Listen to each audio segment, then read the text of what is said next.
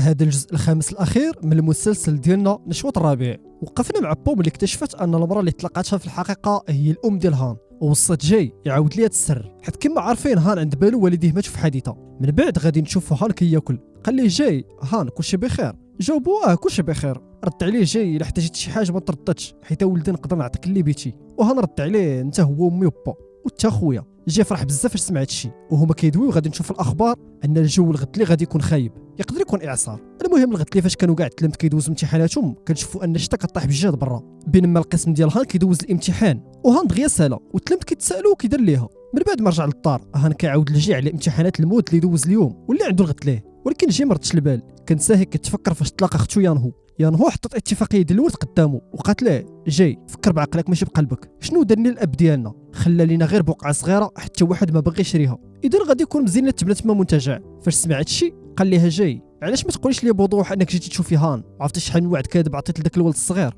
من بعد قالت الا بغيتي غادي نغبر ثاني، ما عمري نشوفك عاود ولا عمري نواجه هان ثاني، غير سني على هاد الوراق. ولكن جاي ما وصلش من طبيعه الحال. في هاد الوقت اللي جا رجع لارض الواقع، جاء اتصال من دونغ، واحد من دوك التوام كيعلموا باحوال الطقس. من بعد سول هان شنو كاين، كيبان لي الضو مشى على المدينه كلها. في ديك اللحظه وصل الميساج في تليفونه وعرف ان غير ضروري اللي فيها الضو بسبب الطاقه الشمسيه اللي عنده، وطلب من هان يعيط على صحابو حتى الاسيد ديالو يجيو الا بغاو ومحتاجين الضو. سولو هان الا كان هكا نعيط على سجين وخوها حتى هما. سول جاي ولكن علاش؟ قال له السجن حتى عنده امتحان غدا خصها تراجع، ولكن يمكن ما تقدرش حيت ما كاينش الضو عندهم. جاي قال له واخا دير اللي بغيتي. شي من بعد كنشوف صحاب هان والاسيد كاملين وصلوا لدار جاي. الدار فيها الصداع بسبب كثره الناس. في ذاك الوقت دخل جاي وقال لهم الا كنا غادي نعيشوا مجموعين خاص يكونوا ضروري شي قوانين، كلشي غادي خصو يطيع داكشي اللي كنقول. من بعد بدا كيعطي لكل واحد المهام ديالو وكلشي بقى مشغول. في ديك اللحظه جا هان وقال عمي ما نقدرش نهضر مع الاستاذه بوم، عيطت شحال من مره ولكن ما كتجاوبش. في ديك اللحظه قال الاستاذ جونغ الاستاذه بوم كانت مع خو سيجين، يلا هضرت مع واحد الساعه دابا. في ديك اللحظه وصلوا سيجين وتشوي، سولهم جاي كنت مع الاستاذه بوم،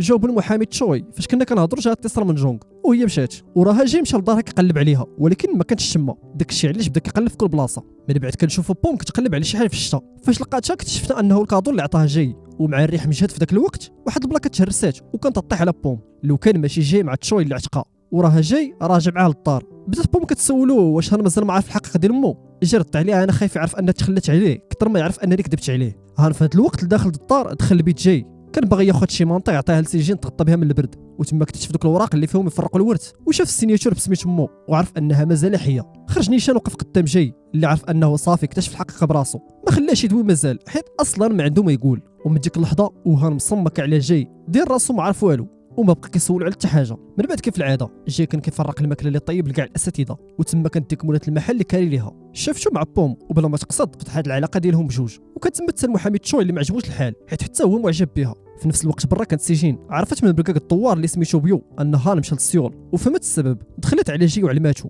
هو ما فكر جوج مرات خرج من تما كيجري. اما هان من جيتو فمشى لدار الام ديالو نيشان، دق عليها خرجت عنقاتو ومشات معاه لواحد الريستو. بقات عليه باللي جي هو اللي ما كيخليهاش تزورو كل مره، كان كيمنعها وانها تحرمت منه شحال هادي. موراها هان قال ليها واش يمكن لي نعيط لك امي وهي ما رفضاتش. وصافي من تما بقى راجع للدار وتفكر انه ما خدش من عند النمره، تما راجع عندها وتما تصدم من اللي سمع. الام ديالو كانت كدوي مع جي في التليفون وهو اللي طلب منها تلوح عليه كاع اللومه وما تجرحوش، باش ما يكتشف في الاخر انه هي اللي تخلات عليه وباللي اصلا هي رجعات غير باش تقسم الورث وما هماش ولدها نهائيا. هان سمع هاد الهضره دور وجهه راجع في حاله. صونا لسيجين طلب منها تجي عنده تواسيه. سيجين كانت مع خوها وطلبت منه يوصلها وبلا ما يحاول يسولها، وداكشي اللي وقع. في جهه اخرى جاي كان باغي يمشي للسيول ولكن بوم حبساتو، وهو جالس شاف واحد الدري صغير كيلعب وقال بوم ان فاش كان هان في الروض كان على كاع الدراري يغنيو اغنيه مجموعين فوق الخشبه لوالديهم، كاع الدراري كانوا كيغنيو لوالديهم وهما كيشجعوا فيهم، ولكن هان وقف تما ساكت حزين. فاش شافو بحال هكاك ما عجبوش الحال حيت داك الولد المسكين ما كانش عارف حتى وجه والديه.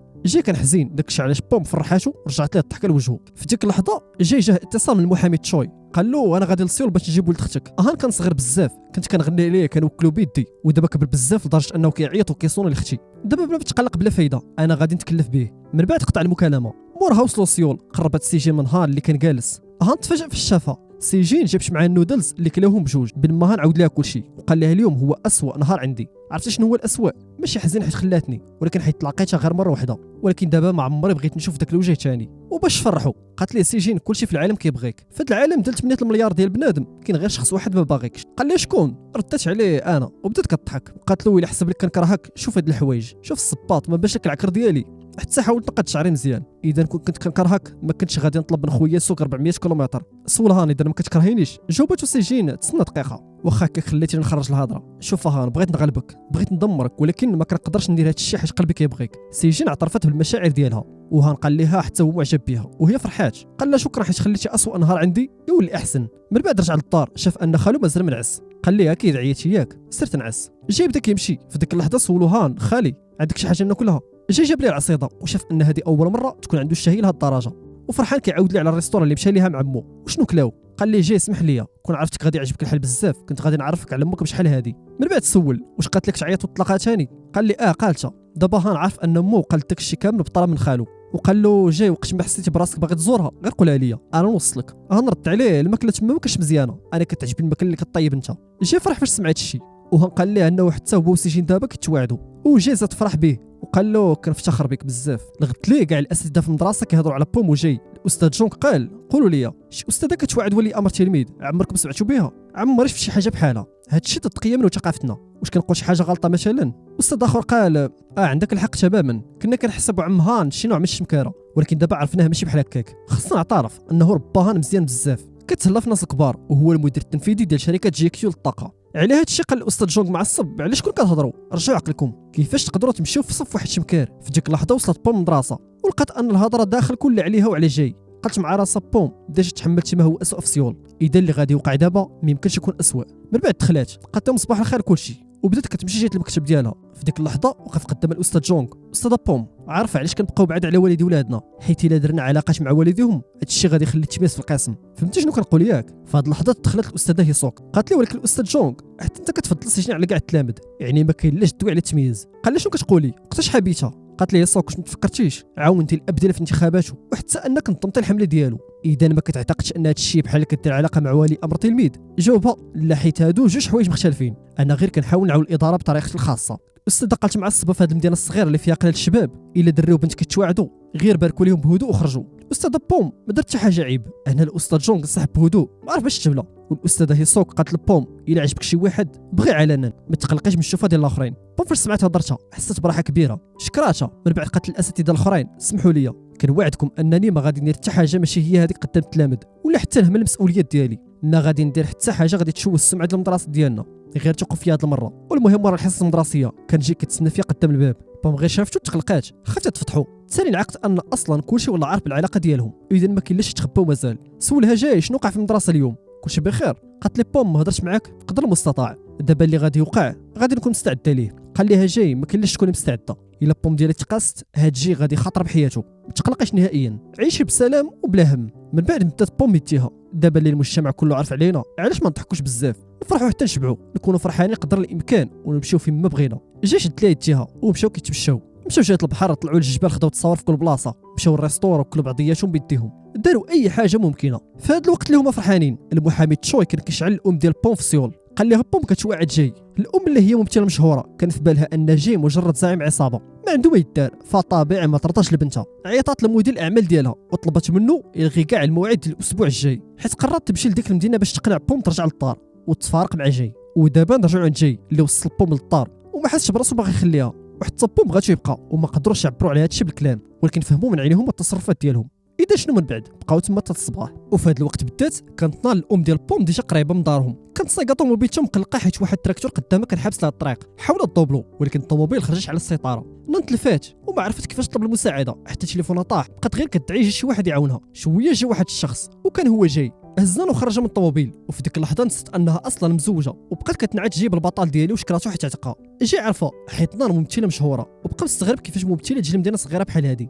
اما هي فما قاتش لي انها تما كتقلب على بنتها اللي هي بوم صاحبه جاي تما لاحظت ان الطوموبيل فيها مشكل خصها ضروري ميكانيك وعرض على نان ترتاح عنده في الدار بين ما تصلح طوموبيلتها. فعلا تما في الدار نان شافت الجوائز ديال هان معلقين من نظام وانتظام وعجبها الحال وحسيت ان والديه ربوه مزيان. في ذاك الوقت جاي عرض عليه تاكل العصيده اللي عنده. نانو هي كدوي معاه عجبها الاسلوب ديالو والطريقه ديال الهضره ديالو وكيبان انها طاحت فيه طيحه خايبه. في هذا الوقت بوم كانت كتسائل واش جي رجع بسلام عيطت ليه وقال لها انه رجع ولكن عنده ضيف وما يقدرش يهضر بزاف. بوم سمعت صوت الضيف وبان ليها بحال صوت ديال المراه وحلفات تمشي عند الدار تشوف شكون هذيك. في جهه اخرى هان كان كيقلب على الفكره الاول موعد ليه هو السجين وشات جي بي تي قال ليه ان احسن حاجه هي يمشيو للسينما. هان عرض على السجين ولكن فاش السجين سولات حتى شات جي بي تي قالت له فاش كيعرض عليك شي واحد للسينما شنو كيعني هادشي؟ جاوب الشاط ان صاحبه ممكن يستغل الظلام ديال السينما باش تقرب منها. سيجين تقلقات شويه وقررت تختار فيلم ديال الرعب. هان ما عكساش، قال لها صافي نتلاقاو تما. في جهه اخرى بوم مشات لدار جاي مع الكلب ديالها بومشيك. لقات واحد الشخص ناعس ولكن تصدمات فاش لقات ماشي جاي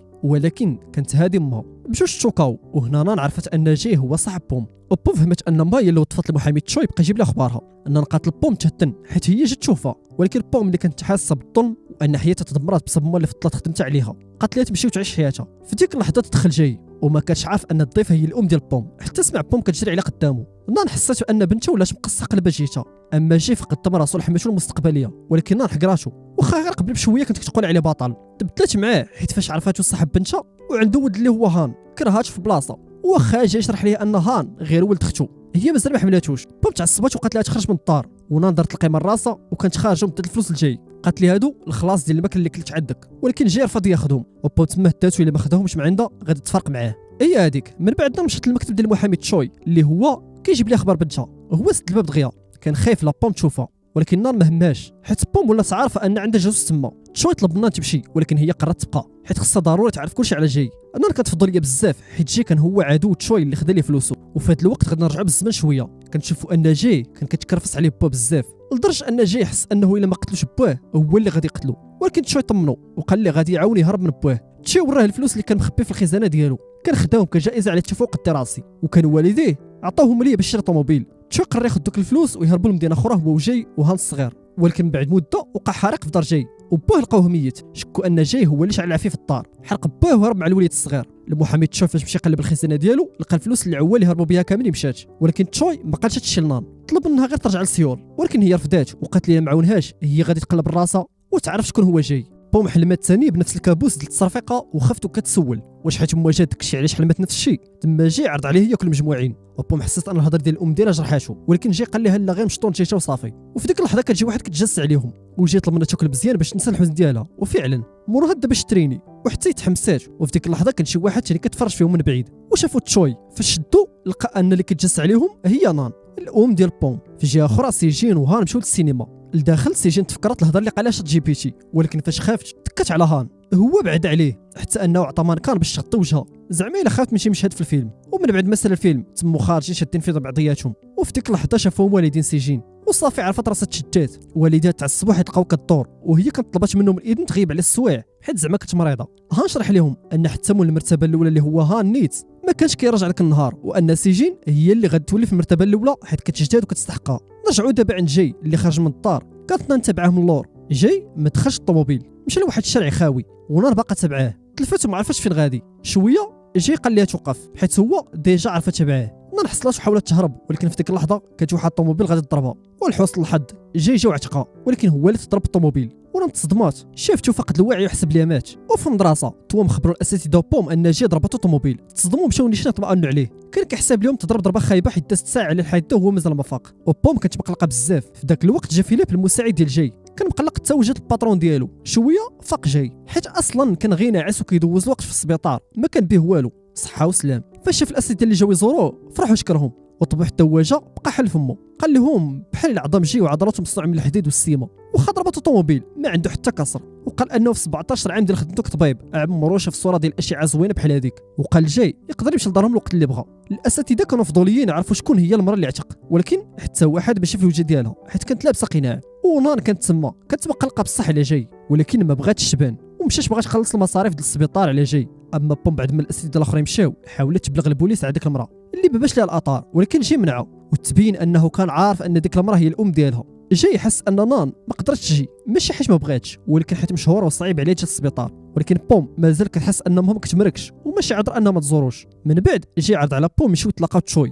حيت خاصهم يحلوا شي قضيه عندهم. في ديك الجهه نان جات للمكتب ديال تشوي ثاني وقالت ليه انها كانت غادي تضرب طوموبيل وكانت غادي تموت ولكن هي ما تضرباتش واللي تضرب هو جاي. يعني يكون ما كانش جاي كانت صورته غادي تكون في الجرائد ولا في الكنازه. نان ولات فضوليه تعرف شكون هو جاي حيت ما باش ليها هو الشخص اللي هرب فلوس تشوي. تبين ان نان سمعت الاساتذه كيهضروا على جاي وكيفاش كانوا مرتاحين حيت ما تاداش والناس اللي دايرين به ماشي شمكاره ولكن الناس حقيقيين كيتضربوا فنون القتال. نان ولات كتسائل واش تشوي كيهضر خايب على جاي بالعاني غير حيت باغي يكسب قلب بوم ولكن تشوي حس ان كلشي مخدوع في جاي. وتفكر نهار اللي تحرقت دارو مات بواه كلشي قال ان جاي قتل بواه حيت بواه كان ديما كيضربو وهادشي خلى تشوي يعتقد ان جاي فعلا هو اللي صفاها لبواه. وفي ديك اللحظه جاي مع بوم وسمعوا الهضره ديال تشوي وهو كيقول للام ديالها بان جي هو اللي صفوها لبوه. لغت ليه تشوي تسنى بوم قدام دارها واعتذر ليه حيت ما بقاش لانه موظف عند امها. بوم دابا فهمت الغرض ديالو وهو قال لها راني غير حاولت نعاونك تبرئي راسك وصافي. وفي العشيه جاي جلس مع بوم ولكن هي جبدت مواضيع اخرى ما سولاتوش بصح صفا لبوه كما قال تشوي ولكن هو جا من الاخر قال لها واخا ما سولتينيش غادي نعاود لك كلشي. جي قال لها انه كان هو اللي صفا لبوه وباللي فاش كان بوه سكران وكيكمي طلب منه ما يكميش قدام هان ولكن بوه رفض وطلب منه يجيب ليه شراب اخر. وفاش خرج جاي يجيب ليه الشراب بوه طيح واحد كاروش على العافيه في الدار. جي فاش رجع لقى الدار كتحرق هرس الباب باش يدخل تجرح فيه الضو غطاهان باش يحميه من الخشب اللي كيطيح وتما بوه عيط عليه يطلب المساعده ولكن جاي تفكر المعاناه اللي دوز معاه داكشي علاش دارو مشاو هو هزهان. يجي يحس انه كان يقدر يعتق بوه ولكن خلاه وبوم حست انه ماشي الغلط ديالو ولكن جي كان من ديما كيحس بالذنب بجهه بوه. في جهه اخرى خرجوا نتائج الامتحان الاساتذه تفاجئوا حيت هان اختار رقم 3 في كاع الاجوبه فبوم مشات تهضر معاه وقال لها انه دار هكا حيت سيجين كانت مجتهده اكثر منه وكتستحق تجي هي الاولى وهو اصلا ما باغيش يمشي للجامعه. بوم حسيت ان هان كيفكر غير في صاحبشو ولكن العداله ما كتحققش هكاك وقالت لي انك الاستاذ ديالو خاصها تقولها لخالو. من بعد كنشوفوا يانهو الاخت ديال جاي عيطات ليه وطلبات منه يتلاقاو فعلا تلاقاو. قالت لي ان بوم صفاها راسو ماشي جي اللي دارها وان الجرح اللي في يدو ماشي دليل انه فشل عتق بوه ولكن هي دليل انه عتق هان. كون جي عتق بوهم ديك الساعه كانوا غادي يموتوا كاملين وهي كانت غادي تسطي الا مات ولدها. داك الشيء علاش هو طلبات من جاي ينسى داك الذنب حيت هان كبر مزيان بالفضل ديالو ودابا داز 18 عام عاد قدرات تعتذر لجاي على داك الشيء اللي دارت. من بعد جاي عند بوم وقال لها انه تلاقى اختو وتما عرف ان بوم حتى هي تلاقاتها وواخا جاي كان كيقول ان داك الشيء حمل خاصو يهزو بوحدو في الحقيقه ما قدر غير يعتذر ويشكر بوم حيت قدرات تفهمو. بوم باش نهي ديك اللحظه الحساسه باش تجرح اللي في يديه. في هذه الاثناء سونكتا علم تشوي ان الصحفي بارك جا المدرسه تشوي والصنم تكون مستعده وفعلا موراهاش تشوي عيط لبوم واحد الدرا من ان الصحفي باغي ينشر قصه عليه وعلى امها. جاي كانت تمس مع المكالمه وصفت صحابو باش يحدوا دار بوم وهو مشى مع تشوي لسيول باش يواجه الصحفي بارك. جاي قصد المكتب للصحفي وهو هز محبقه ديال الورد وبدا كيقلب عليه والصحفي كان خايف وهو مخبي. يجي استعمل الذكاء ديالو وبدا كيهضر مع مدير التحرير على اساس انه عنده معلومات على مبتلى. هو كان مخبي تليفون اخر في محبق يسجل كلشي.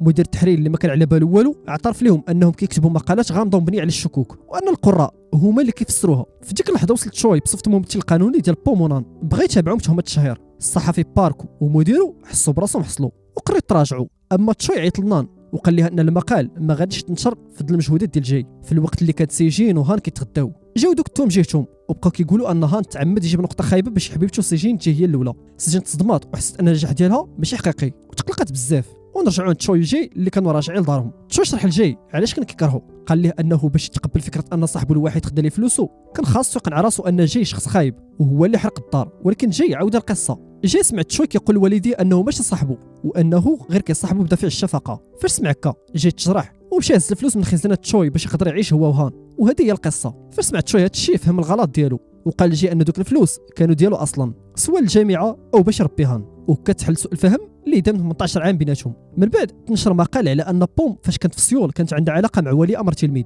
وان مرته جات القسم وصرفقاتها. لغت لي فاش فاق جاي ما لقاش بوم في الدار لقاها مشات للمدرسه وكتبت مقال في صبوره الاعلانات شرحت فيه انها بقات ساكته حيت الظروف فرضت عليها ولكن دابا قررت تهضر وتقول كلشي بشجاعه. المفاجاه هي ان التلاميذ والاساتذه وحتى الناس في السوق تعاملوا معها بشكل عادي وزادوا اهتموا بها وهذا الشيء اثر في بوم بزاف وحسيت ان الناس ماشي خايبين لديك الدرجه. في هذه اللحظه هان علم خالو ان بوم صافي خصها تسافر حيت جا انتقال لمدرسه اخرى وبقى فيه الحال على خالو حيت غادي يبقى بوحدو. جاي واخا كيبين بلي راه قد بشغلو ولكن الداخل ديالو كان عارف بلي الغربه غادي تجي صعيبه بلا بها.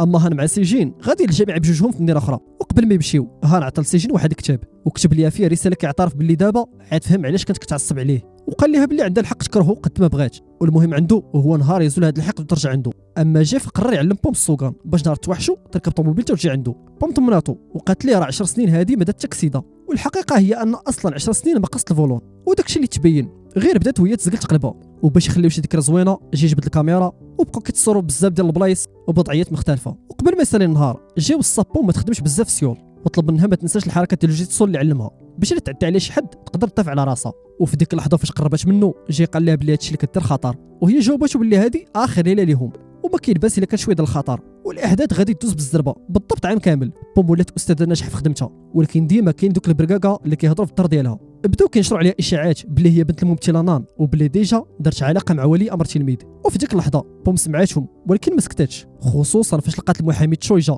عطاها القرار ديال المحكمه على القضيه ديال الخيانه اللي ضربتها سنين هذه. وفعلا المحكمه حكمت لصالح في ديك القضيه وغادي تاخذ تعويض كبير. بوم واجهت دوك الدراري نيشان بكل ثقه وقالت لهم باللي هي كانت غير ضحيه، واعترفت قدام كلشي باللي فعلا الممثله نان هي الام ديالها وراسها مرفوع. في هذا الاثناء جا اتصل بوم وهو كيتعشى مع الاساتذه في نفس الدار فاش كانت ساكنه هي. بدا كيسترجع الذكريات اللي دازت تما وكيفاش كانت الايام زوينه مطبوعه في ذاكرته.